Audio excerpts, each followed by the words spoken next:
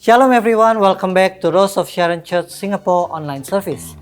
I would like to remind all of us that our Connect group is still conducted via online. And I would like to encourage all of us to stay connected and grow together. For more information, you can join our Instagram at GMS Singapore. And next week is our Holy Communion week. Let's prepare our heart for that. And now is the time for the offering. And our offering, you can transfer via QR code. You can scan it here.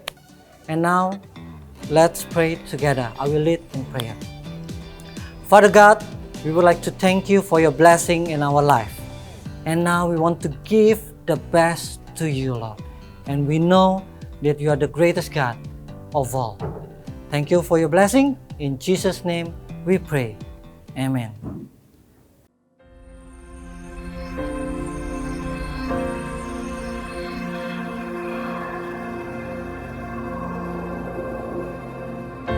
Orang yang suka memuji akan kuat roh doanya. Orang yang berdoa pasti berakhir memuji. Karena Allah bertata di atas pujian. Siapa memuji, Allah mengatasi hidupnya.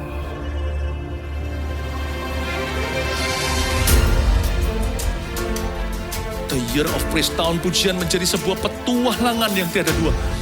Menjadi sebuah pelajaran hidup yang langsung dari Kristus. Menjadi sebuah pengalaman yang indah. Waktu kita memuji Tuhan, seluruh kerajaan itu berdiri di sampingmu. Waktu kita memuji seluruh kerajaan Allah, dan kereta-keretanya yang tidak kelihatan berkuda, dan berapi-api itu berada di kanan kiri. Semakin fisik kita lemah, roh kita semakin memuji Tuhan.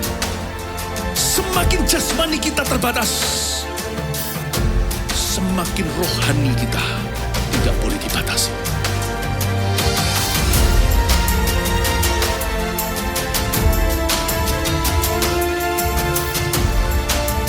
Welcome to the Year of Praise and Provision. Mari kita mengizinkan Tuhan merajut rancangan yang belum pernah kita bayangkan.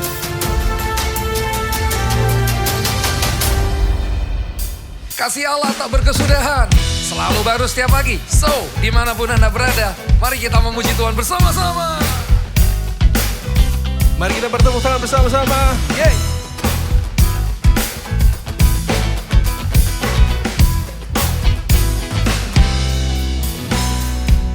Kasih Allah tak berkesudahan, selalu baru setiap pagi. Rahmat-Nya pun tak pernah berakhir seumur hidupku. Katakan kasih Allah. Kasih Allah tak berkesudahan, selalu baru setiap pagi. Rahmat-Nya pun tak pernah berakhir seumur hidupku. Dengan sukacita ku kan menari, dengan sorak-sorai memuji, ku naikkan pujian, haleluya, nyanyi bagi Dia Sang Raja, nyanyi bagi Dia Sang Raja. Katakan kasih Allah. Kasih Allah tak berkesudahan, selalu baru setiap pagi. Rahmat-Nya pun tak pernah berakhir seumur hidupku. Katakan kasih Allah. Yeay. Kasih Allah tak berkesudahan, selalu baru setiap pagi. Rahmat-Nya pun tak pernah berakhir seumur hidupku. Dengan sukacita ku kan menari, dengan sorak-sorai memuji, ku naikkan pujian, haleluya, nyanyi bagi Dia Sang Raja, nyanyi bagi Dia Sang Raja. Karena dengan sukacita, dengan sorak-sorai memuji, ku naikkan pujian, haleluya, nyanyi bagi Dia Sang Raja, nyanyi bagi Dia. Sekali lagi katakan dengan sukacita. Amin. Hey. Dengan sorak-sorai memuji, Ku naikkan pujian, haleluya, nyanyi bagi Dia Sang Raja, nyanyi bagi Dia Sang Raja, nyanyi bagi Dia Sang Raja, nyanyi bagi Dia Sang Raja selamanya.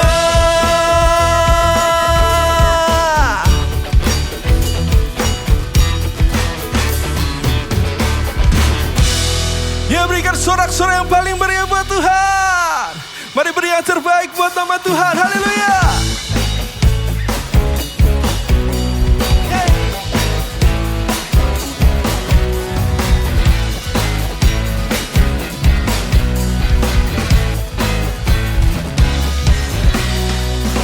Telah ku temukan kasih yang sejati tiada pernah berubah, hanya di dalam-Mu, Yesus Tuhanku.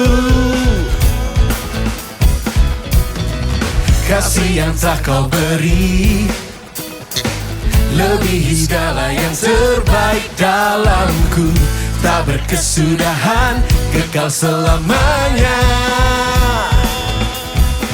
Kini ku bawa kepadamu hidupku sebagai persembahan.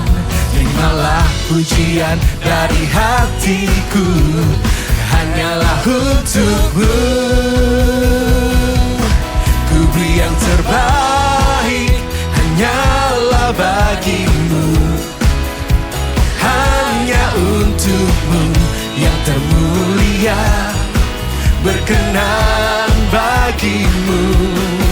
Biar hidupku bersinar bagi kemuliaan dan keagungan-Mu Tuhan. Kebesaran-Mu ku beri segalanya, ku beri yang terbaik. Hey!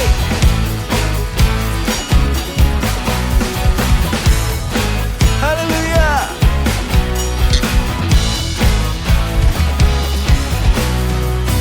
Kasih yang telah Kau beri lebihi segala yang terbaik dalamku, tak berkesudahan, kekal selamanya. Kini ku bawa kepadamu hidupku sebagai persembahan. Terimalah pujian dari hatiku, hanyalah untuk-Mu. Ku beri yang terbaik, hanyalah bagi-Mu, hanya untuk-Mu yang termulia, berkenan bagi-Mu. Biar hidupku bersinar bagi kemuliaan dan keagungan-Mu Tuhan. Kebesaran-Mu ku beri segalanya, ku beri yang terbaik. Haleluya.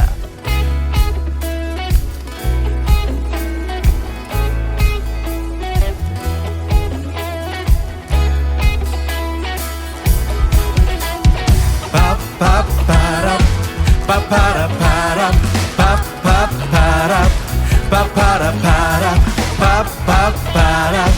paparap, paparap, paparap. Ku beri yang terbaik, hanyalah bagi-Mu, hanya untuk-Mu yang termulia, berkenan bagi-Mu. Biar hidupku bersinar bagi kemuliaan dan keagungan-Mu Tuhan. Tuhan kebesaran-Mu, ku beri segalanya. Tapi yang terbaik hanyalah bagi-Mu, hanya untuk-Mu yang termulia, berkenan bagi-Mu. Biar hidupku bersinar bagi kemuliaan dan keagungan-Mu Tuhan, kebesaran-Mu, ku beri segalanya, ku beri yang terbaik. Haleluya. Yeay.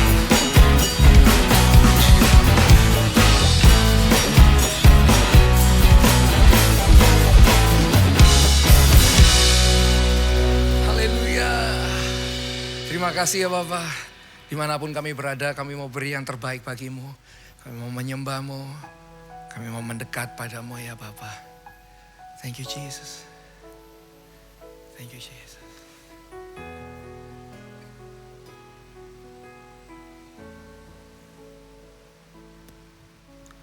Bapa, Kau setia. Bapa, Kau mulia. Tenanglah jiwaku, aman bersama-Mu. Lebih dari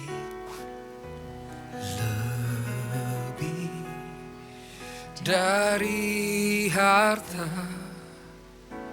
Kaulah segalanya. Tenanglah jiwaku dalam hadirat-Mu.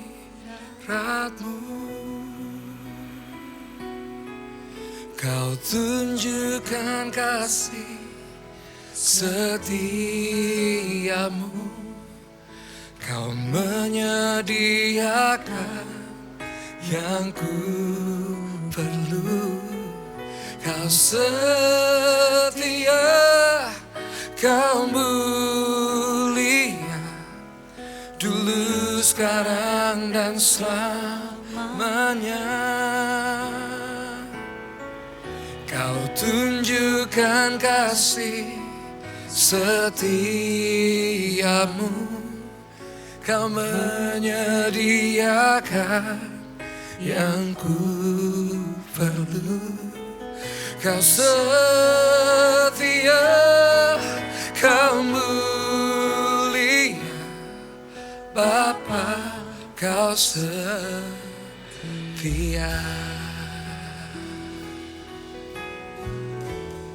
Mari sama-sama nyanyikan Bapa. Bapa, Kau setia. Bapa, Kau mulia. Tenanglah jiwaku, aman bersama-Mu.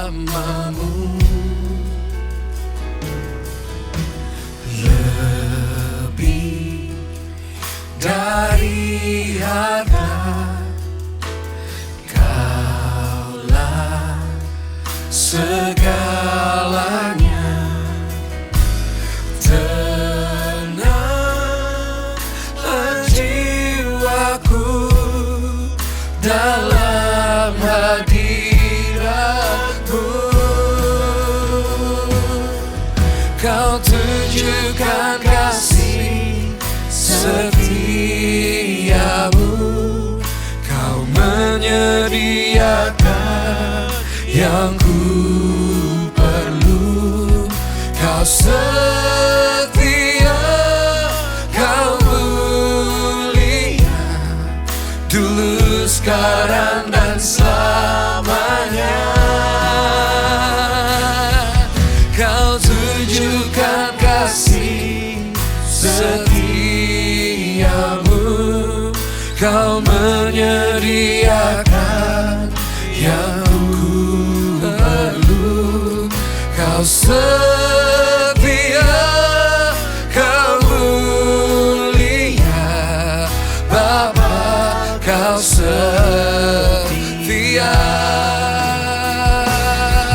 Kau tunjukkan kasih setiamu. Kau menyediakan yang ku perlu.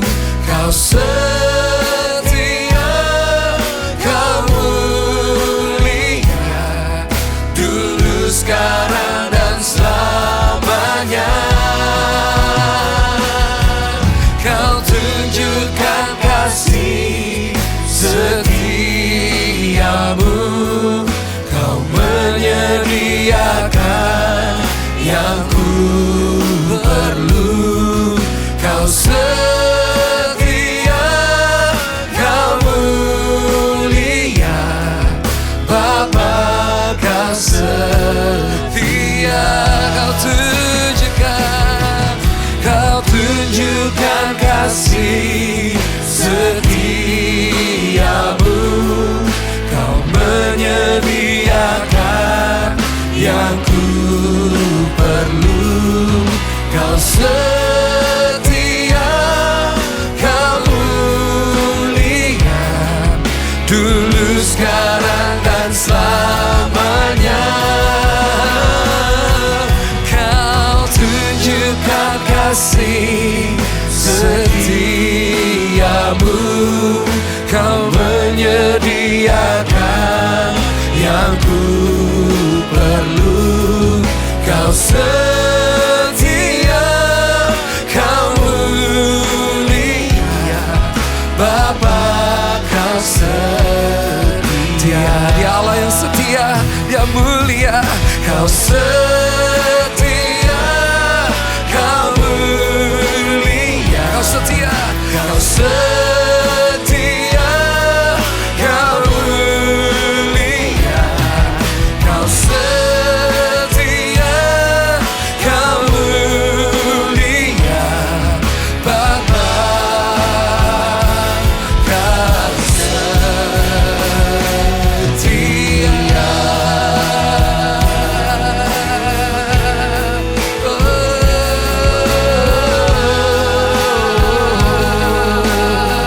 Mari kita menyembah Dia, Bapa yang setia.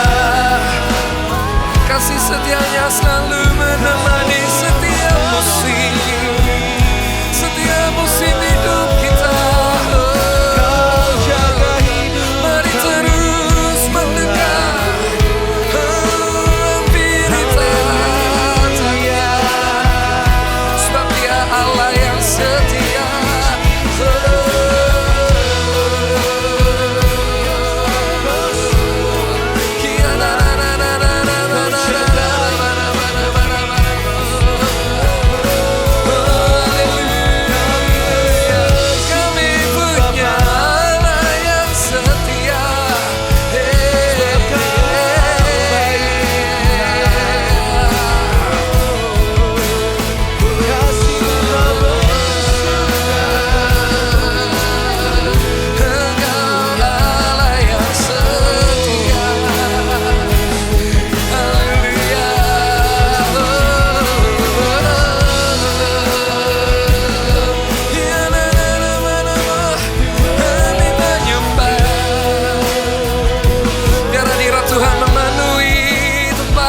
Dimanapun Anda berada, oh, mari beri Dia hormat, beri Dia pujian, beri Dia, oh, yang terbaik dari penyembahanmu. Oh, yeah, hey, Dialah nama yang sakaraba.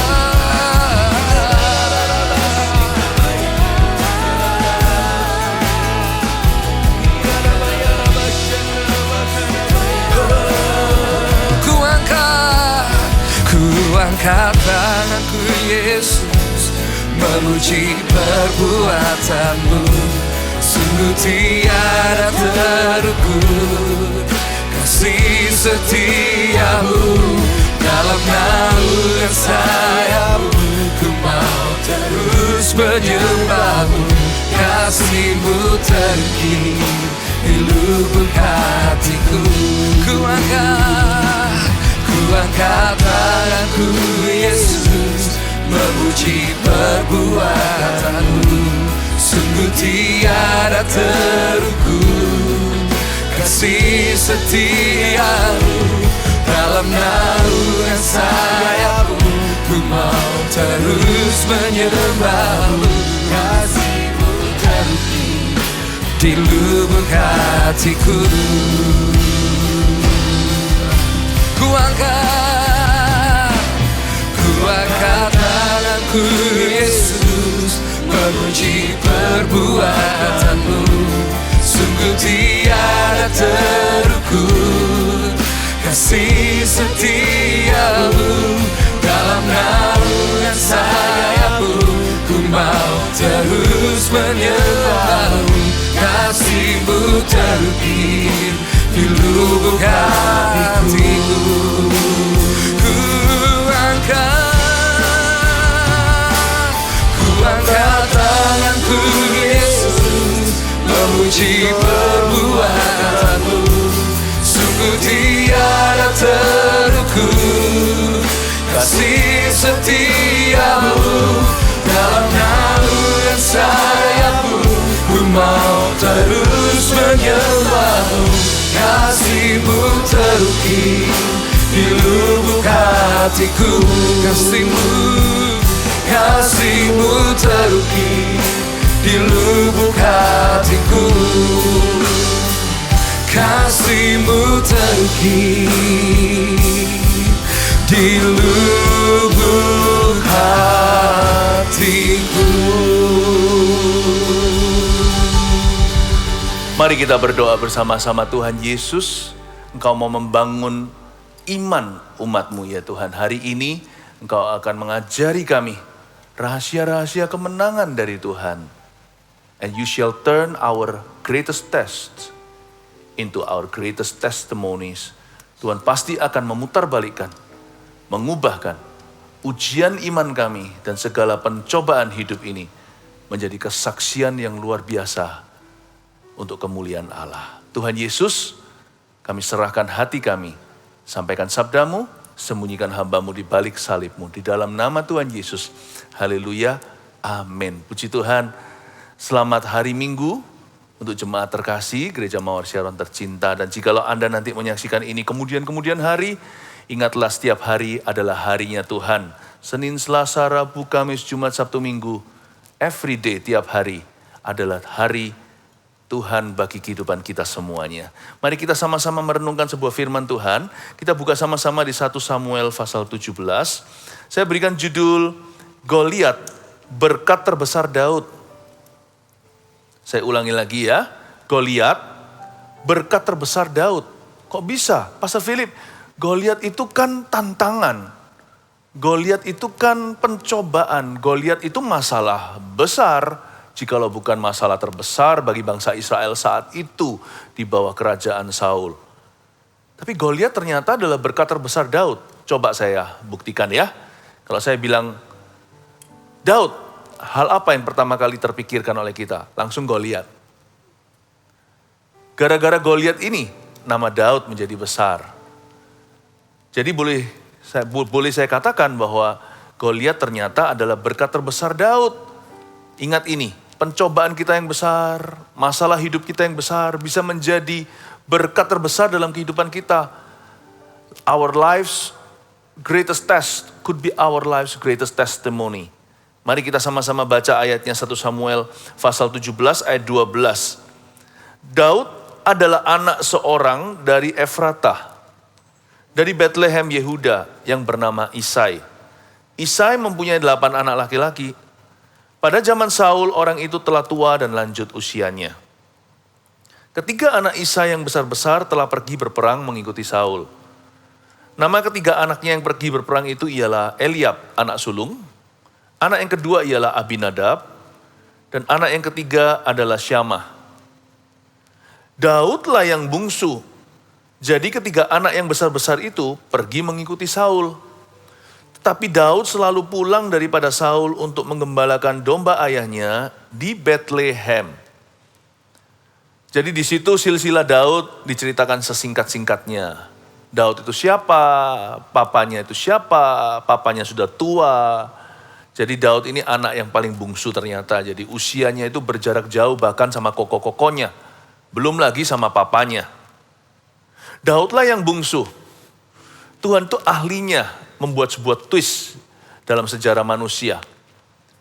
Justru yang paling kecil itu menjadi yang terbesar. Yang melayani jadi tuan atas saudara-saudaranya. Ada banyak cerita di perjanjian lama bahkan perjanjian baru. Kalau perjanjian lama seperti Yusuf. Yusuf itu sebelum Benyamin lahir dia yang paling kecil. Tapi siapa sangka suatu hari dia menjadi majikan atas semua saudara-saudaranya. Sehingga mereka semuanya akhirnya tunduk dan mengakui kebesarannya. Saulus yang kemudian menjadi Rasul Paulus itu orang yang menganiaya gereja, membunuh hamba-hamba Tuhan. Akhirnya dia menjadi rasul besar. Jikalau bukan rasul terbesar, jikalau kita berkata soal, kalau kita mempertimbangkan sejauh apa Injil dibawanya. Dia yang membawa Injil kepada bangsa-bangsa bukan Yahudi. Gara-gara Paulus ini, kita bisa menikmati Injil hari ini. Di Asia, di Indonesia. Tuhan itu paling hebat. Menjadi mastermind untuk mengangkat orang-orang yang lemah dan memilih mereka untuk mempermalukan orang-orang yang sok pintar. Dunia ini yang mengaku-ngaku punya hikmat. Mereka yang bijaksana tertangkap dalam kebodohan. Tapi orang yang dianggap bodoh atau dibodohkan oleh dunia. Mereka itu yang menjadi pemimpin yang terbesar. Tuhan pandai sekali untuk memimpin orang lemah. Dan mengubahnya menjadi kekuatan. Supaya di mana ada kelemahan kita. Di situ kekuatannya sempurna bekerja. Daudlah yang bungsu. Dia yang paling kecil dia pupuk bawang. Tapi jadi lakon dalam cerita. Kalau kita baca ini. Kita harusnya bisa punya curiga ilahi bahwa pencobaan yang aku alami, semua masalah yang aku lalui ini, mungkinkah Tuhan bermaksud menjadikannya kesaksian yang luar biasa? Jadi jangan lekas kecewa, apalagi putus asa, jangan hambar hatimu, atau jangan tawar semangatmu. Mari kita sekarang GR dulu, Tuhan aku percaya salib yang kupikul ini, atau persoalan hidup yang menekan, aku serahkan. Bukankah Tuhan itu mastermind-nya, Tuhan yang paling pandai dan pintar. Tuhan yang paling hebat dan heran. Untuk mengubah sesuatu yang kelihatannya buruk menjadi sesuatu yang indah. Untuk mengubah kutuk menjadi berkat-berkatnya. Tuhan, jadikan aku kasus kemenanganmu. Dan pakailah saya. Sehingga di depan saya ini Goliat yang kuhadapi akan menjadi trofi atau piala terbesar hidupku. Kita harus minta agar Tuhan mengubah Goliat momok itu atau monster Israel, monster terhadap kaum Israel maksudnya, mengubahnya menjadi batu loncatan bukan batu sandungan. Menjadi batu tumpuan. Tuhan pakai Goliat Tuhan. Minta Tuhan pakai masalahmu. Lord, use my problems, will you? Won't you use my trials today? Tuhan, maukah engkau memakai segala sesuatu yang menekan saya hari ini? Maukah engkau memakai ini? Maukah engkau memanfaatkan persoalan yang kuhadapi ini untuk mendatangkan berkat ke atas kehidupanku? Pakailah Goliatku. Use Goliath. Pakailah Goliat untuk aku, untuk kami, bangsa pilihanmu. Saya yakin itu yang ada di dalam benak Tuhan ketika Goliat menantang. Ketika Goliat dengan gagah perkasa, hahaha, dan mencemoohkan umat Allah. Tuhan punya maksud mulia, menjadikan dia berkat untuk mereka. Setiap senjata ditempa melawanmu tidak akan berhasil. Malahan menjadi peluru keberhasilanmu. Menjadi anak panah suksesmu. Pakai Goliatku. Katakan begitu. Use my problems, Lord. Tuhan, pakailah masalah saya. Pakailah problema saya. Jangan kalah imannya. Tapi iman saya nggak besar, Pastor Philip. Siapa bilang iman harus besar? Masalah itu yang besar. Itu gunung yang harus dipindahkan. Tapi iman kita cukup sebesar biji sesawi saja, atau lebih tepatnya sekecil itu. Sudah lebih dari cukup untuk memindahkan gunung sebesar apa. Use my problems, Lord, and use my little faith. Pakailah imanku yang kecil dan kerdil, Tuhan. Imanku tidak besar. Karena doa demikian, Daud dipakai Tuhan. Saya yakin Daud diam-diam di hati, sekalipun tidak tertulis dalam firman. Dia berdoa begini, pakai si bungsu ini Tuhan. Pakai aku yang kurang berarti di keluargaku. Pakai aku ini yang selalu dipandang sebelah mata, diabaikan. Aku adalah tipe orang kalau berada dalam kerumunan, tidak ada orang yang menoleh dan melihatnya. Tapi pakailah saya, si bungsu ini dari keluarga Isai. Papaku pun tidak percaya, ayahku pun lupa menghitung aku. Ketika pengurapan Tuhan tawarkan, papa saya itu tonjolkan anak-anaknya yang lain. Bahkan lupa sisa satu si bungsu yang berada di halaman belakang. Sedang menggembalakan berapa mbek-mbek saja kambing domba. Use me, Lord.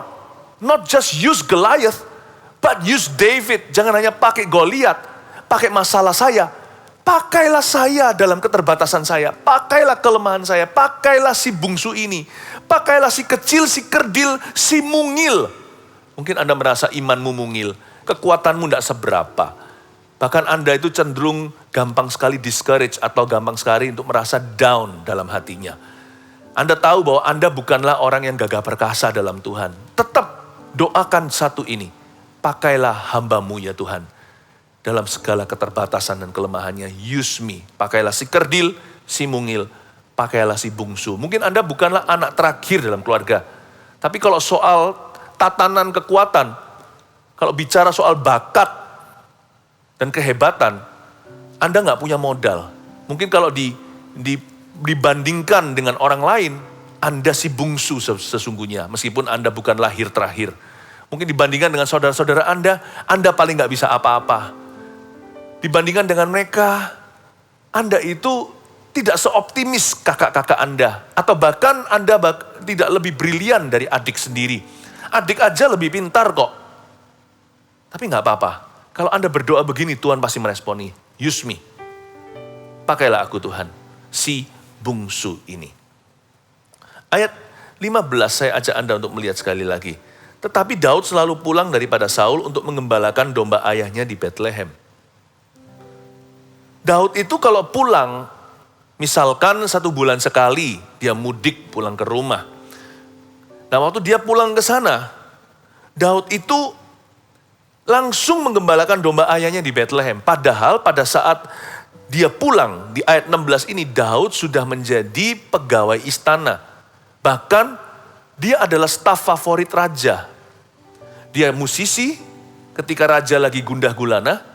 Daud juga adalah pembawa senjatanya. Nah, bayangkan begini aja dalam bahasa sehari-hari. Kalau Anda sudah mendapatkan pekerjaan yang sangat-sangat bergengsi, di istana presiden misalnya. Dan Anda jadi ajudan presiden.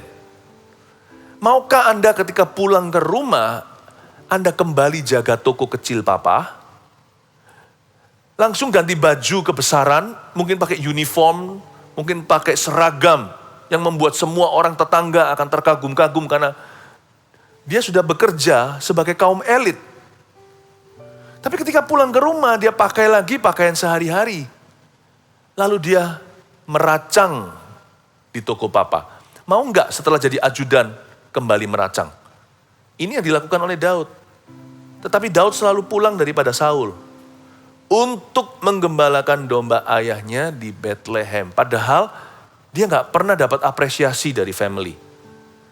Dia dari dulu setia menggembalakan domba-domba ayahnya. Tapi dia dapat apa? Waktu pengurapan Samuel tiba, dia dilupakan. Daud loh, kenapa sih dia belanin? Makanya Daud itu diberkati. Makanya Goliat pun jadi berkat. Karena orang yang bisa turun lagi setelah dia diangkat oleh Tuhan. Bukan turunnya karena demosi. Demosi itu lawan kata promosi. Karena kesalahan, karena dosa, karena skandal. Bukan. Dia merendahkan diri, merendahkan hati. Dia gak berubah jadi orang setelah diangkat Tuhan. Setelah sukses, Dia bukanlah kacang yang lupa kulitnya. Dia pulang ke rumah langsung gembalakan mbek-mbeknya ayahnya. Seperti dahulu kala, aku masih seperti dulu. Sifat bisa berubah, tapi orangnya harus tetap sama. Daud merasa itu lain cerita. Masalah soal aku diangkat oleh Tuhan sekarang menjadi staf favorit istana. Menjadi pembawa senjata atau ajudan raja. Itu adalah urusan Tuhan yang mempromosikan aku. Aku tidak mau setelah itu bermegah. Kalau aku pulang ke rumah, aku tetap Daud yang sama bagi papa. Tetap Daud yang sama adik bagi kakak-kakakku. Jangan berubah gitu loh. Jangan belagu. Kalau kita itu sudah dipromosikan oleh Tuhan, tiba-tiba banyak yang like. Followersnya, ini zaman ini bahasa modernnya ya. Followersnya wah mulai tsunami. Banyak sekali. Tiba-tiba viral lah apa. Lalu semua orang populer, nama Anda mulai didengungkan di rumah-rumah. Jangan berubahlah jadi orang. Kita nggak perlu belagu. Kenapa? Tuhan paling benci orang kayak begitu. Sifat kayak gitu lebih tepatnya. Tuhan nggak suka. Daud itu loh, dia nggak show attitude. Dia pulang ke rumah ya jadi dirinya. Ganti baju, pakaian, uniform ditinggalkan. Supaya dia tidak ke istana-istanaan. Supaya dia kembali seperti Daud yang dahulu kala. Sifatnya aja berubah, dia jadi lebih tenang, lebih berani, lebih berwibawa. Tapi orangnya tidak berubah, tetap sama. Dia selalu pulang pada Saul untuk mengembalakan domba ayahnya di Bethlehem. Padahal menurut saya, dia bisa cukup puas loh. Dia itu siapa? Dulu gak dianggap bahkan sama papanya. Tapi sekarang udah menjadi ajudan raja, harusnya dia bisa berhenti di situ. Dia bisa walk out sudah, dia bisa cash out. Seharusnya dia berkata, cukup sudah, aku cukup tinggi. Tapi orang yang rendah hati, Tuhan tidak akan cukup meninggikannya. Ini belum apa-apa. Tuhan gak akan berhenti sampai dia menjadi raja. Sampai dia menjadi nenek moyang Mesias. Juru selamat kita. Kalau Daud puas di ayat 16, dan di ayat 15 kalau Daud puas, maka Tuhan tidak akan angkat dia lebih tinggi. Banyak orang itu gitu, dipromosikan sekali langsung bangga sekali. Gak akan ada dua kali. Atau dipromosikan dua kali dia merasa sudah tinggi sekali. Tuhan gak bisa bawa dia lebih. Padahal itu belum apa-apa. Tuhan kalau bekerja itu gak tanggung. Dia akan teruskan. Tapi banyak orang itu takut ketinggian. Lebih tepatnya banyak orang itu gak siap ditinggikan.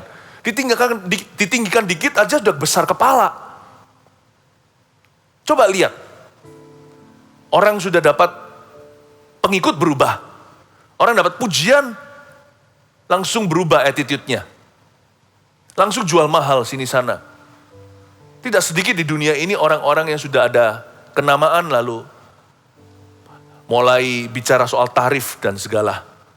Atau pulang ke rumah mulai show off atau mulai pamer. Dia jadikan dirinya sebagai pameran. Betapa hebatnya aku sekarang. Di dalam segala bidang. Semua bidang ada orang begitu. Di bidang bisnis ada. Di politik juga ada, di dalam entertainment ada, bahkan di ministry, di dalam pelayanan juga gak kurang. Orang seperti itu gak akan pernah diangkat Tuhan lagi. Tuhan ngangkat dia sekali udah jerah. Karena itu promosi dari Tuhan itu kadang-kadang juga adalah pencobaan. Tuhan akan menguji hati kita apakah kita tulus terus. Tapi Daud selalu pulang daripada Saul, dia menang. Dia menang atas kedagingan. Makanya Tuhan angkat lagi.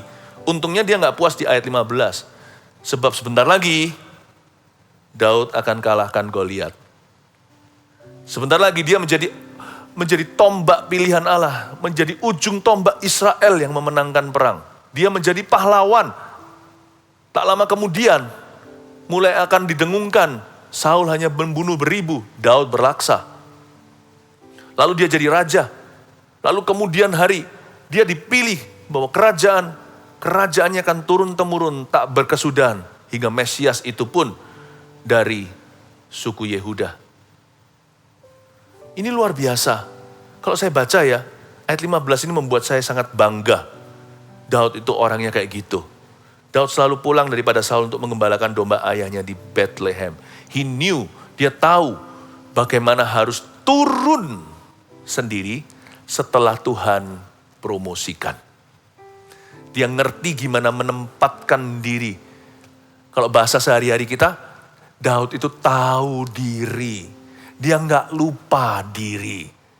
Dia nggak lupa orang lain, baik mereka yang dari masa lalunya maupun mereka yang ada hari ini. Makanya Tuhan bisa bawa orang gini ke masa depan penuh pengharapan. Please jaga hati dengan segala waspada, dimulai dengan menjaga humility atau kerendahan hati. Hari-hari ini ingatlah, Tuhan belum selesai dengan Anda. Termasuk Tuhan belum kelar mempromosikan Anda. Jikalau hari ini masalah itu tiba, itu ujian saja. Berdoa, Tuhan pakailah masalahku. Pakailah aku ini ya Tuhan yang gak seberapa. Tapi kalau Anda sudah dipromosikan oleh Tuhan dan pernah, ingatlah itu juga ujian. Allah belum selesai dengan Anda, belum kelar. Allah masih siap, Tuhan masih mau meninggikanmu. Tapi apakah kita masih bersedia terus merendahkan hati dan merendahkan diri di bawah tangan Tuhan yang kuat supaya ditinggikan? Ayat yang ke-16, orang Filistin itu maju mendekat pada pagi hari dan pada petang hari. Demikianlah ia tampil ke depan 40 hari lamanya, si Goliat. Isai berkata kepada Daud anaknya, ambillah untuk kakak-kakakmu berti gandum itu seefah dan roti yang 10 ini. Bawalah cepat-cepat ke perkemahan kepada kakak-kakakmu. Dan baiklah sampaikan keju yang 10 itu kepada kepala pasukan 1000. Tengoklah apakah kakak-kakakmu selamat dan bawalah pulang suatu tanda dari mereka. Saul dan mereka itu dan semua orang Israel ada di lembah terbantin tengah berperang melawan orang Filistin. Papa belum berubah juga ya. Kalau Anda baca gini, dapat apa coba?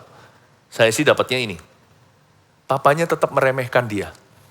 Tapi gak ada ayat Daud tersinggungan. Sekarang ini dia sudah jadi ajudan raja. Dia itu jadi militer. Dia menjadi pembawa senjata Saul. Bukan hanya musisi saja. By this time, pada waktu ini, detik ini, Daud sudah termasuk di dalam golongan elit pas pampres, pasukan pengawal presiden. Masih disuruh bawain roti. Daud sih memang bukan termasuk di dalam militeri yang ordinary, yang biasa. Dia itu katrolan sih. Raja suka langsung angkat dia jadi pembawa senjata. Bujangan lah. Orang pembawa senjata gitu meskipun bukan tentara pun mereka juga harus bisa perang. Mereka harus bisa melindungi raja. Mereka harus mengerti weaponry atau mengerti persenjataan. Jadi raja butuh pedang ini atau raja butuh busur panah. Dia harus berikan semua atau tombak yang panjang. Seperti caddy, seperti orang-orang yang membawa stick golf itu. Mereka harus mengerti kan ini untuk apa. Saya yakin orang yang bawa gitu pasti juga bisa golf dikit-dikit. Daud ini pasti bisa berperang.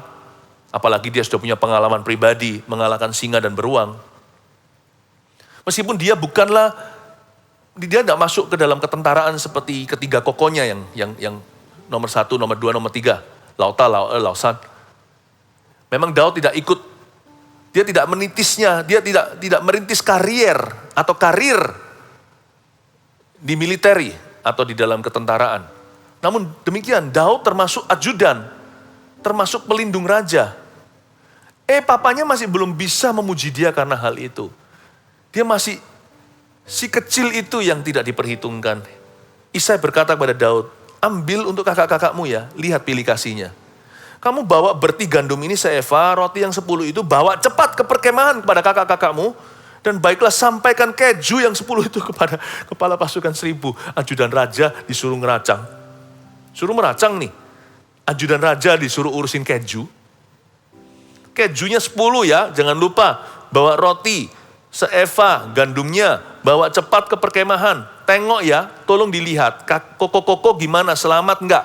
Bawalah pulang suatu tanda dari mereka.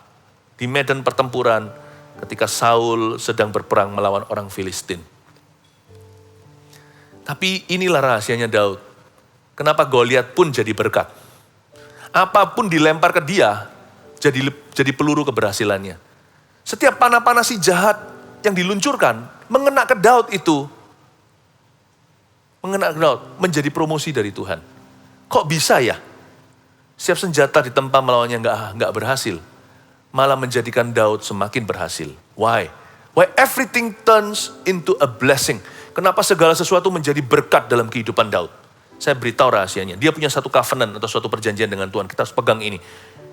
Di masa yang baik, masa yang susah di hidup kita, pegang jangan lepaskan. Perjanjian Daud dengan Tuhan itu ministry. Pelayanan.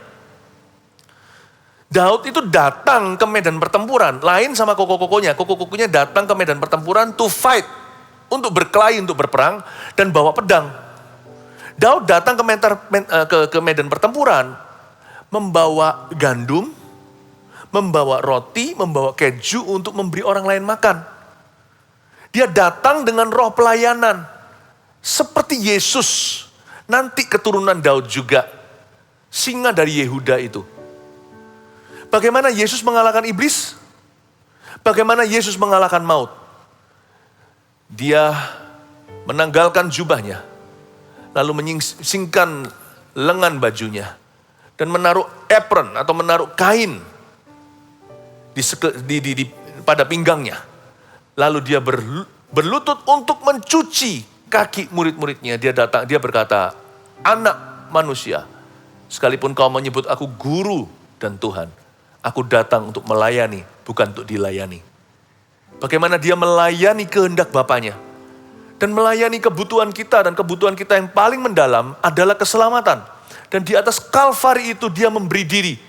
Dengan cara demikian, dia remukkan kepala setan. Dan dia mengalahkan musuh terbesar kita. Sama seperti nenek moyangnya, Raja Daud. Datang ke medan pertempuran, membawa jiwa yang melayani. Membawa roh pelayanan, membawa keju, gandum, dan roti. Do you know that ministry is covenant with God? Pelayanan adalah perjanjian dengan Tuhan. Melayani lebih sungguh. Itu menjadi prinsip hidup kita yang akan membawa kita terus naik di hadapan Allah. Tidak heran Tuhan memilih raja berikutnya bukan dari kalangan pedang, tapi dari kalangan pelayan. Sebab barang siapa yang terkecil dan melayani, orang itu yang menjadi pemimpin dan terbesar. Tuhan tanya sama murid-muridnya yang sedang berdebat kan, Tuhan beritahu demikian. Kalian berdebat siapa terbesar, saya beritahu. Siapa yang melayani dulu, itu yang lebih besar di hadapanku. Tidak heran pilihan jatuh ke tangan orang yang membawa roti, bukan membawa tombak. Andai kata mereka punya roh melayani, pedang mereka akan lebih berguna. Andai kata Saul itu melayani kehendak Allahnya, bukan memberontak dan berdosa. Saul kan terkenal membangkang. Andai kata Saul itu punya roh pelayanan, demikian pula kakak-kakak Daud dan semua tentara. Pasti salah satu sudah maju, belum sampai giliran Daud. Karena Daud tidak berada di militeri yang ordinary. Dia hanyalah ajudan raja. Tentunya pasti sudah ada seseorang yang maju dan berkata, Goliat engkau menantang umat pilihan Allah. Bicaramu itu terlalu berani.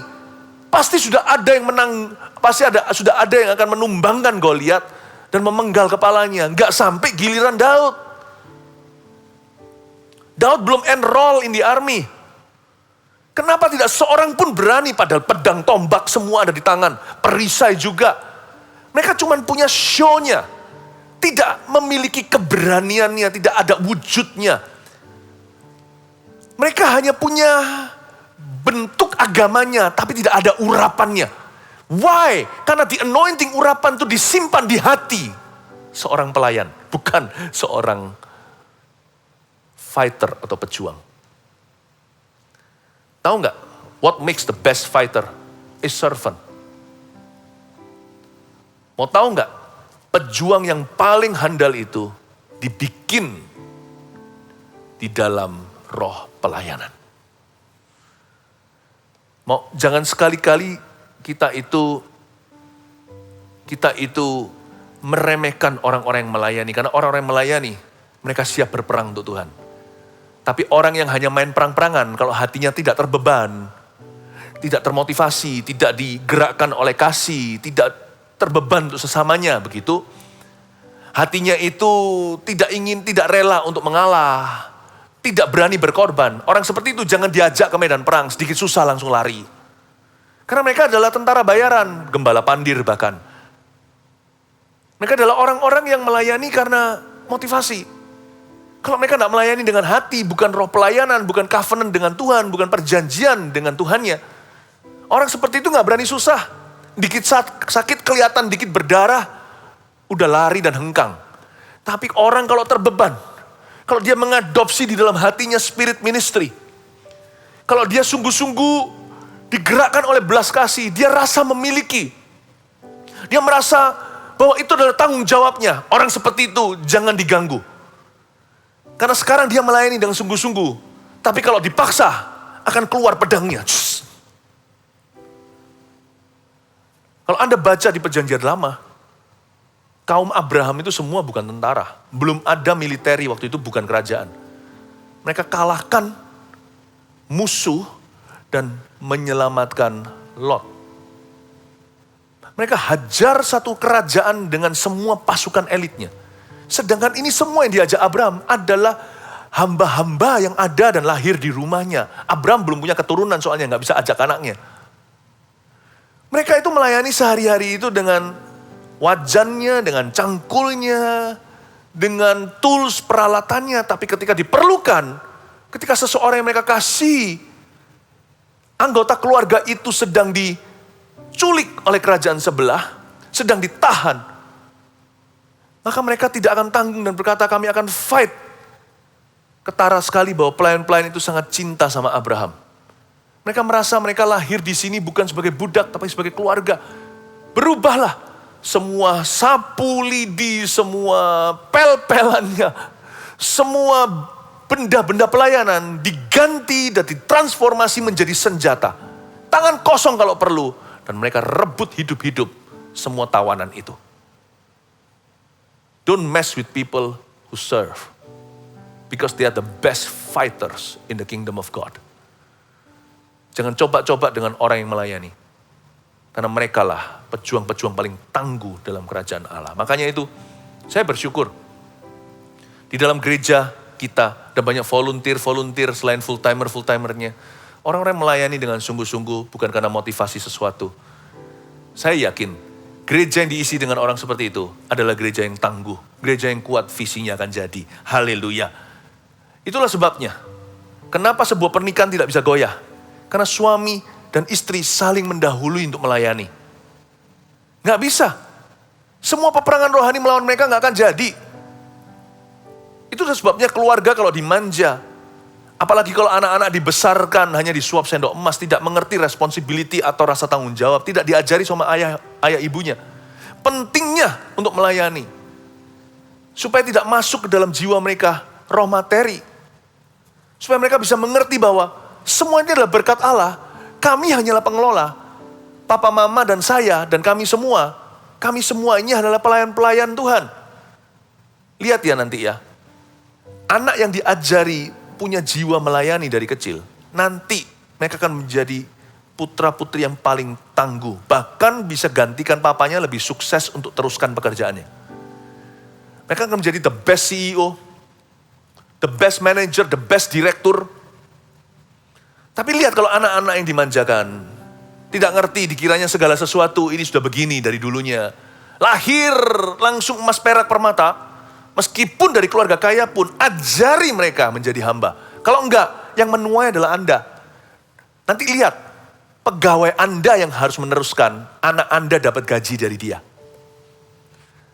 Tapi kalau anak kita tempah, menjadi pelayan dari kecilnya punya perjanjian dengan Tuhan, mereka akan menjadi penerus-penerus yang luar biasa, bahkan papa mamanya pun akan mengagumi dan berkata, wow, papa membawa segini, kamu teruskan hingga segitu. Tapi orang-orang yang memanjakan anaknya, bukan dengan roh pelayanan, tetapi dengan spirit of entitlement atau perasaan berhak. Kan aku putra mahkota, kan aku adalah ahli warisnya. Nanti lihat, Anda bawa sukses segini perusahaan Anda, mereka akan bangkrutkan. Ingat ini, pelayanan itulah permulaan kebesaran. Permulaan berkat itu bukan berkat, tapi melayani. Daud mengerti hal itu, makanya dia yang jadi raja. Coba lihat ya bagaimana dia melayani. Kalau melayani bukan berarti hanya di gereja saja atau pelayanan yang formalitas. Pelayanan itu adalah jiwa. Jiwa itu di mana-mana. Programnya ada di sini, kadang nggak ada. Bisa berubah-ubah, berbeda-beda seorang dengan yang lainnya sesuai dengan kebutuhan. Tapi pelayanan itu bukanlah it. Pelayanan itu us. Pelayanan itu bukan apa. Pelayanan itu siapa? Anda dan saya. Jiwa melayani, jiwa melayani. Di gereja kita juga saya ajarkan, buat apa kita pelayanan lalu di rumah kita bosi? Di luar sana, nggak bisa. Apa yang kita lakukan dalam gereja, itu spirit kita. Di mana-mana, kita harus begitu juga. Saya kagum sekali dengan orang-orang yang ditempa rendah hati. Di tempat kita contohnya. Kan namanya gereja kalau pas lagi onsite datang semua. Wow, orang itu berjubel-jubel datang, beraneka ragam. Macam-macam background, latar belakang, ada yang udah dewasa rohani, ada yang nice atau yang baik orangnya, ada yang jahat. Kan kita nggak pernah bisa kontrol siapa yang masuk ke dalam gereja. Karena gereja itu sebelum rumah sembuh, awal mulanya orang masuk kan sebagai rumah sakit. Juga ada saja orang dengan segala penyakit dosanya. Orang baru, orang lama. Seringkali kalau datang ke sini, contohnya asyirnya, ada juga asyir yang dibentak. Padahal asyir itu mungkin seorang yang sangat-sangat sukses di dalam bidang pekerjaannya, seorang yang sangat disegani, dihormati, tapi belajar melayani. Mungkin dibentak dengan seseorang. Mungkin misalkan nggak boleh untuk reservasi kursi, tempat penuh sekali, orang bahkan antri. Diberitahu jangan ya, wah marah langsung mungkin disemprot. Asyir itu belajar untuk dengan rendah hati menerimanya dan menjelaskan supaya mendapatkan pengertian.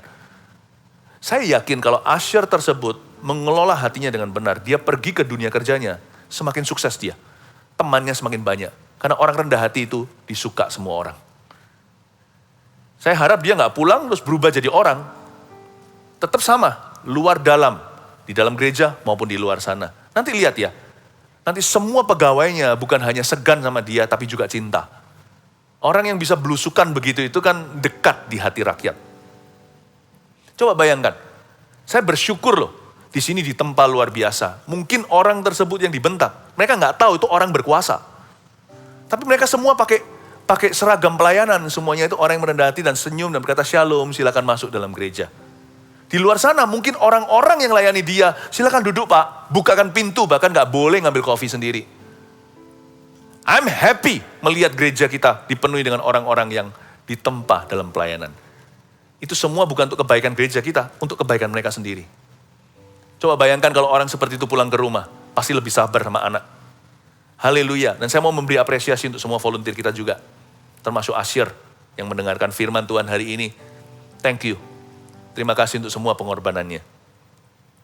Lanjutkan ya ayat 20, saya tunjukkan jiwa pelayanan itu seperti apa. Lalu Daud bangun pagi-pagi, ditinggalkannya lah kambing dombanya pada seorang penjaga. Lalu mengangkat muatan dan pergi seperti yang diperintahkan Isai kepadanya. Sampailah ia ke perkemahan. Ketika tentara keluar untuk mengatur barisannya dan mengangkat sorak perang. Orang Israel dan orang Filistin itu mengatur barisannya. Barisan berhadapan dengan barisan. Lalu Daud menurunkan barang-barangnya dan meninggalkannya di tangan penjaga barang-barang tentara. Berlari-larilah Daud ke tempat barisan. Sesampai di sana, bertanyalah ia kepada kakak-kakaknya, apakah mereka selamat. Sedang ia berbicara dengan mereka, tampillah maju pendekar itu namanya Goliat. Orang Filistin dari Gad, dari barisan orang Filistin. Ia mengucapkan kata-kata yang tadi juga, dan Daud mendengarnya. Ketika semua orang Israel melihat orang itu, larilah mereka daripadanya dengan sangat ketakutan. Semua tentara lari. Tapi orang yang berjiwa ministry, teguh berdiri. Berkatalah orang-orang Israel itu, sudahkah kamu lihat orang yang maju itu? Sesungguhnya ia maju untuk mencemoohkan orang Israel. Ini rumpi-rumpi di antara mereka. Orang yang mengalahkan dia, lihat motivasinya ya, akan dianugerahi raja kekayaan yang besar. Kekayaan yang mereka cari. Raja akan memberikan anaknya yang perempuan kepadanya. Nafsu. Dan kaum keluarganya akan dibebaskannya dari pajak di Israel. Kenyamanan. Gak ada yang berani. Tapi Daud nanti saya kasih bocoran. Dia gak tahan. Dia betahan gitu lah bahasa Hokian. Dia dengar itu Tuhan dimarah-marahi, umat Tuhan dihina-hina. Daud tidak tergiur dengan yang namanya kekayaan yang besar, keluarganya bebas pajak, lalu dapat anak perempuan raja. Daud gak tergiur dengan semuanya itu. Daud marah, kemarahan ilahi, bukan emosi. Ketika dia mendengar bagaimana nama Tuhan direndahkan oleh seorang Filistin dari Gad. Ini yang membuat dia berani. Spirit of ministry itu kasih. Lihat itu, kalau cinta seperti pegawai Abraham, nyawa pun diberi. Daud juga cinta Tuhannya dan dia mengasihi umat Israel. Makanya dia itu sesungguhnya adalah gembala sejati. Saul pada waktu itu menjadi gembala tipuan. Daud yang punya hati. Tapi Daud hanya menjadi hamba yang diremehkan bahkan oleh papanya. Tapi hari itu Daud menunjukkan siapa sesungguhnya yang adalah raja di hatinya. Siapa yang raja? Daudlah yang raja. In the spirit, dalam roh, Daud itulah. Dan saya tunjukkan sekarang bagaimana Daud itu, kenapa Daud itu besar. Karena dia itu setia dalam perkara kecil, ayat 20 sekali lagi. Lalu Daud bangun pagi-pagi. Kalau saya diremehkan sama papa saya, mungkin saya juga mau bangunnya siang-siang ya. Males aku, ayo, kayak anak kita. Disuruh sekolah atau ada ujian gitu, biasanya hari ada ujian kalau memang onsite sekolah. Itu susah dibangunkan, males. Tapi coba kalau hari itu liburan, ayo kita pergi ke sini. Wah, langsung bangun tidur, ku terus mandi. Hati itu gak termotivasi jikalau kita itu diremehkan atau melakukan sesuatu yang kita kurang sukai. Tapi di ayat 20, Daud punya disiplin tinggi. Lalu Daud bangun pagi-pagi. Bagi Daud, komitmen is komitmen. Tugas adalah tugas. Gak peduli dia suka atau gak suka. Dia mungkin tidak melakukan apa yang dia sukai. Tapi dia belajar untuk menyukai apa yang dia lakukan. Dia mungkin mengerjakan sesuatu yang dia benci. Tapi dia belajar untuk tidak membenci apa yang dia kerjakan. Kalau memang itu harus diberitahukan Bapa, hormati ayah ibu, bukankah ada Tauratnya? 10 perintah Allah kelima itu. Hormatilah papa mama. Dia bangun pagi-pagi. A job is still a job.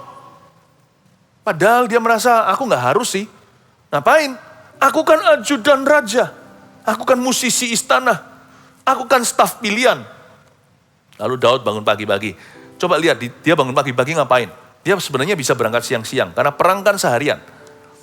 Lalu Daud bangun pagi-pagi, ditinggalkannya lah kambing dombanya pada seorang penjaga. Hebat ya. Sebelum pergi, lakukan tugas dari papa, sebenarnya itu penghinaan bagi dia. Dia serahkan dulu kambing domba pada seorang penjaga sewaan. Dia pastikan ada satpamnya buat mbek-mbeknya papa. Ini ya, saya serahkan. Yang ini tadi agak sedikit sakit, domba ini kurang sehat. Nanti kamu pisahkan ini, lalu dia pasrahin. Dia beritahu ini gini, ini gitu. Domba yang itu makannya banyak. Jadi hati-hati nanti kalau sebelah sama yang kurus itu, dia selalu rebutan rumput. Itu domba yang nakal. Tapi jangan dipukul ya, sebenarnya hatinya baik. Jadi kalau dia lagi sama-sama makan nih, ini domba gak mau makan sendiri. Dia lihat yang kurus itu makan apa, dimakan. Memang dia cari gara-gara, jadi tolong dipisahkan. Yang kurus suruh makan dulu. Jadi Daud pasrahin satu-satu. Makanya dia Daud bangun pagi-pagi. Dia pastikan jam segini, jam 6 ini. Ya, si penjaga sewaan sudah datang. Oh Pak, terima kasih. Sudah datang tepat waktu. Oke, mari kita duduk. Mungkin duduk di bawah pohon. Jelaskan satu-satu dombanya. Tolong ya, ini saya serahkan ke penjagaan. Nanti saya pulang pukul 3. Ya mungkin tidak pukul 3, mungkin bisa jadi pulangnya pukul 7 malam. Karena itu jauh, dia harus berjalan. Dia harus bawa keju, roti, gandum, ingat? Lalu dia serahkan pada seorang penjaga. Lihat ya, betapa responsibelnya. Padahal dia sudah jadi ajudan raja, masih peduli sama domba. Bagi dia gak ada tugas besar, tugas kecil. Setiap tugas itu besar. Tugas kecil pun besar bagi dia. Makanya Goliat menjadi berkat bagi Daud. Padahal itu kutuk atau kutukan. Tapi sama Daud, apapun jadi berkat. Kalau orang itu diberkati, apapun yang dia jamah jadi berkat. Tak lama kemudian, dia jamah badannya Goliat dan potong kepalanya. Terpenggallah itu kepala raksasa. Dan menjadi berkat terbesar dalam sejarah peperangan Israel. Inilah titik balik. Inilah tumpuan kerajaan Daud ketika dia mengalahkan Goliat. Disitulah urapan Daud dinyatakan. Nggak heran, orang ini begitu setia. Apapun, tugas apapun itu besar bagi dirinya. Lihat ayat 22, lalu Daud menurunkan barang-barangnya setelah dia sampai ke perkemahan ya. Lalu Daud menurunkan barang-barangnya dan meninggalkannya di tangan penjaga barang-barang tentara. Bukan hanya dia serahkan domba, keluar masuknya diberkati. Orang ini gimana? Tugas sebelum dan sesudah sama-sama pentingnya bagi dia. Dia sampai ke perkemahan, domba-domba sudah aman. Dia serahkan barang, dan semua tadi gandum seeva, lalu roti berapa biji, keju-keju yang 10 itu diserahkan ke tangan para penjaga barang. Di penitipan barang di ketentaraan, itu ada lokernya ceritanya. Daud titipkan di situ, yang ini untuk kokoku nomor 1, ini untuk Eliab, yang ini untuk Abinadab dan sebagainya, ini taruh di sini. Yang ini untuk pasukan 1000, untuk komandannya yang di atasnya dan sebagainya. Daud memilah-milahkan. Orang ini bukan hanya setia dalam perkara kecil, catat ini, orang ini detil. Dia itu micromanager, makanya dia bisa dipercaya satu kerajaan. Makanya Tuhan berkata, hanya dia yang bisa menjadi gembala bagi umatku. Dialah gembala pilihanku. Karena orang ini bukan hanya setia dalam perkara kecil, dia detil. Ini untuk apa? Lihat tadi, cara dia pasrahin kepada penjaga domba yang adalah orang sewaan. Hired hand. Daud bilang gini, domba yang gemuk seperti apa, yang nakal kayak apa, yang kurus suruh makan, yang kurang sehat. Nanti sampai di situ bukan domba, barang, makanan, gandum, keju, roti. Ditaruh di loker mana, yang ini untuk siapa? Persis letterlek harafiah, sesuai dengan keinginan papa. Dia bisa begitu spesifik. Daud adalah seorang micromanager. Makanya Tuhan memberi dia makro management. Seluruh bangsa itu di dalam pengaturannya. Bahkan lebih daripada itu. Dari sini kita melihat kenapa segala sesuatu yang Daud pegang itu menjadi berkat. Termasuk Goliat. Goliat yang jadi momok terbesarnya. Harusnya jadi monster yang paling ditakuti oleh orang Israel. Hari itu tak lama kemudian menjadi piala. Piala bergilir. Setelah Goliat nanti Anda lihat. Berikutnya ada ponakan Daud, ada siapa dalam ketentaraan, di bawah pasukan, di bawah kepemimpinan Daud. Nanti ada 4 raksasa lain yang dibunuh oleh lainnya. Salah satunya adalah saudara Goliat, raksasa juga. Itu jatuh di tangan kerabat Daud. Luar biasa sekali. Momok atau nightmare atau mimpi buruk Israel berubah menjadi mimpi indah, menjadi mimpi dan penglihatan untuk hari-hari ke depan. Saya yakin kalau kita hari ini belajar setia dulu dalam perkara kecil dan sederhana, tidak mengeluh.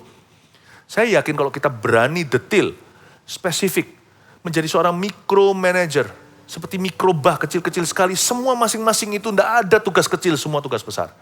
Saya kok yakin ya, your greatest test today and trial, masalah atau pencobaan hidup Anda terbesar sekarang, bisa jadi piala bergilir dalam keluargamu.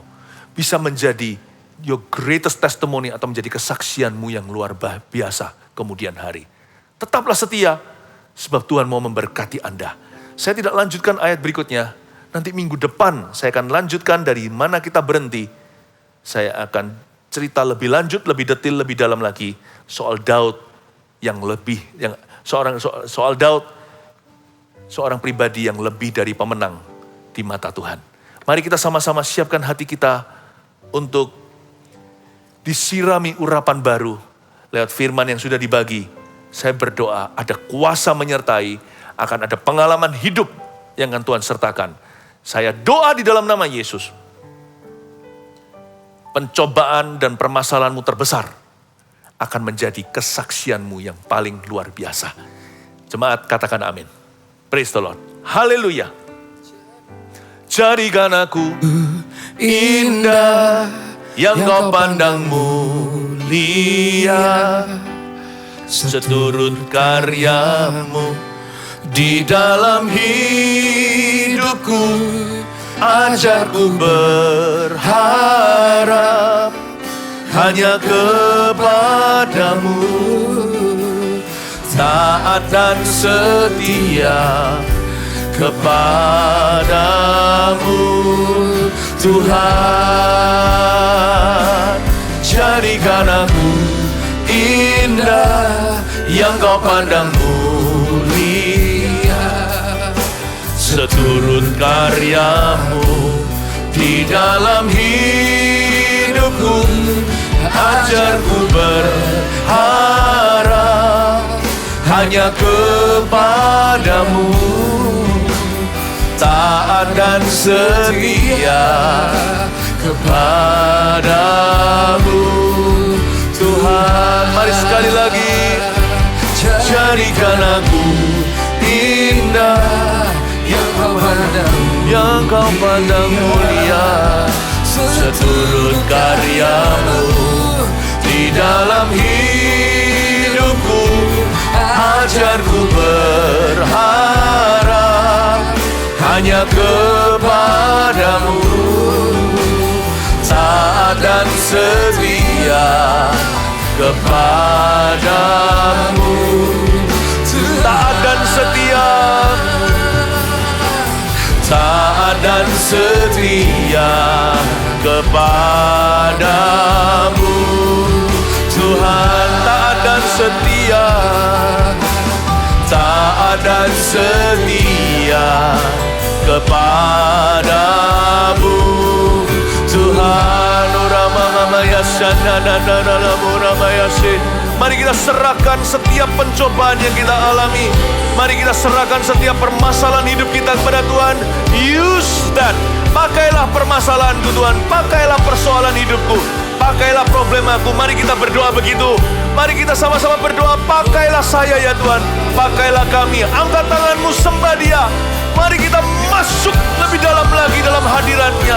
Oh Ramaya Sandara Ramaya Se, Iya Ramaya Sandara Ramaya Se, Iya Ramaya Sandara Ramaya Sandara Ramo, Iya Ramaya Sandara Ramo, Iya Ramaya Sandara Ramaya So. Namaya Shane, Ora Maya Shana Maramaya Maramataka Maya Ramaya Shana Namaya She, Ora Maya Shana Namo, Hiara Maya Ramaya Ramaya Ramaya Maramataka Maya Shana Namaya So, Hiara Maya Shana Namaya. Jadikan kami indah Tuhan, detil dan setia. Jadikan aku indah yang Kau pandang mulia. Seturut karya-Mu di dalam hidupku, ajarku berharap hanya kepadamu, taat dan setia kepadamu. Tuhan, ajarku berharap, ajarku berharap hanya kepadamu, taat dan setia, taat dan setia, taat dan setia kepadamu, Tuhan.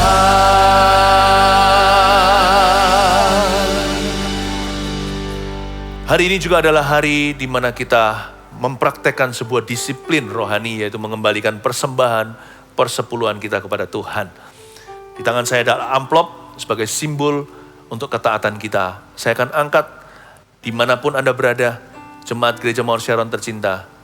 Mari kita angkat tangan kita bersama-sama dan kita akan berdoa, mempersembahkan hidup kita sebelum kita memberikan persembahan kepada Tuhan. Terima kasih Tuhan, kami hari ini diberikan Tuhan sebuah kesempatan untuk mempraktekkan taat dan setia secara finansial juga. Tidak semua orang dalam kondisi kelimpahan.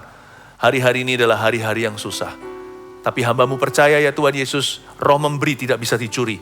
Sampai kapanpun kami akan terus memuliakan Tuhan dengan harta kami. Sebab yang kami sembah adalah Tuhan Yesus, bukan mamon sama sekali. Bagi orang yang memberikan dari kelebihan, dan bagi orang yang memberikan dari kekurangannya. Tuhan Yesus, Engkau sertai umat-Mu, berikan sukacita di hati, bahwa kami hari ini mengembalikan persembahan persepuluhan, karena kami tahu diri dan kami mengasihi. Terima kasih Tuhan, urapi gereja-Mu untuk bisa mengelola hingga 1000 gereja 1 juta murid berdiri dan terjadi. Semua untuk kemuliaan Tuhan di dalam nama Tuhan Yesus Kristus. Haleluya. Amin. Terima kasih Yesusku buat anugerah yang Kau beri, sebab hari ini Tuhan adakan syukur bagimu. Terima kasih Yesusku buat anugerah yang Kau beri, sebab hari ini Tuhan adakan syukur bagimu. Terima kasih Tuhan. Oh, terima kasih Yesusku buat anugerah yang Kau beri, sebab hari ini Tuhan adakan syukur bagimu. Sebab hari ini Tuhan adakan syukur bagimu. Sebab hari ini harinya Tuhan, sebab hari ini Tuhan adakan syukur bagimu. Kita akan menerima doa berkat sambil kita mengangkat tangan. Saya rasakan hati saya rindu sekali dengan Anda. Tuhan mengasihi setiap jemaat tercinta ke dalam tangan Tuhan. Sambil mengangkat tangan, kuserahkan jemaat ini di bawah kaki Yesus. Kupersembahkan mereka Tuhan. Jadilah gembala agung selalu ketika kami gembala-gembala di bumi. Kepanjangan tangan-Mu tidak bisa menjaga mereka secara langsung. Roh Kudus yang selalu beserta, kasih Allah Bapa, Allah Putra, Allah Roh Kudus menyertai setiap jemaat, besar kecil, setiap domba-domba Tuhan, yang gemuk kurus, yang sehat, yang sakit, yang jauh maupun dekat. Terimalah berkat dalam nama Yesus. Amin. Love you. Ku angkat tanganku Yesus, memuji perbuatan-Mu. Sungguh tiada terukur kasih setia-Mu. Dalam naungan sayap-Mu ku mau terus menyembah-Mu. Kasih-Mu terukir di lubuk hatiku. Kasih-Mu terukir di lubuk hatiku. Kasih-Mu terukir